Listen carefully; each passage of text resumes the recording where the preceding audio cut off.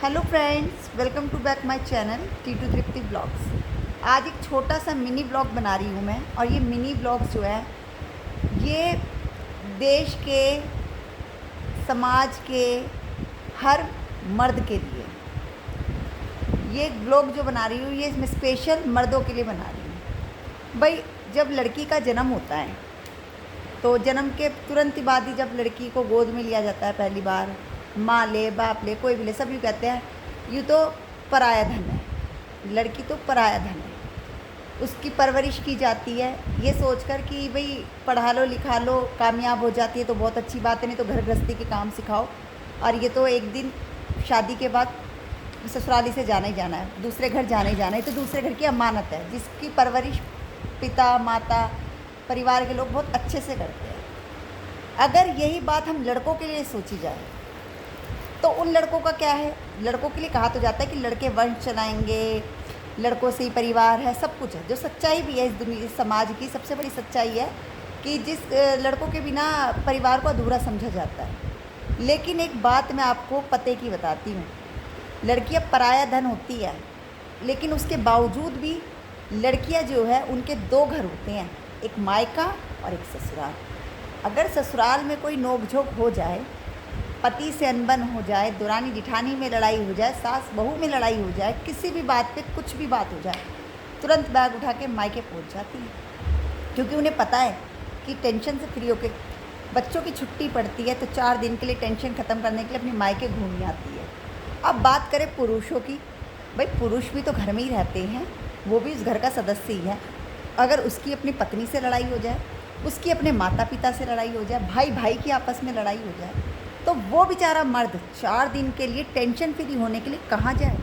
उसका तो वही घर है। अब कहते हैं लड़कों की मौज है, लड़के परिवार चलाते हैं, सब कुछ है, लेकिन लड़कों के ऊपर तो जिम्मेदारियां हैं।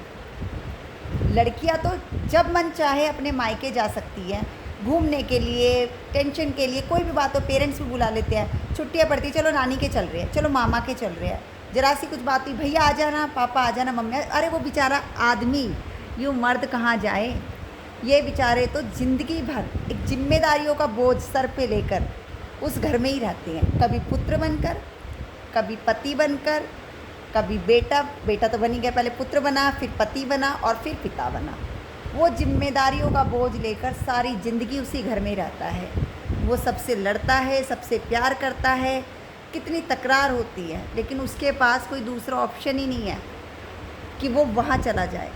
तो जो ये घर में औरतें रहती हैं, इंक्लूडिंग मैं भी, हम औरतों को, इन सभी मर्दों को सल्यूट करना चाहिए, क्योंकि हम तो जरा सी बात, हमें कोई कह तो दे जरा सा कुछ, हमारे टैटू शुरू, इन आँखों से ऐसे अमृत की धारा निकलना शुरू हो जाती है जैसे पता नहीं क्या हो गया।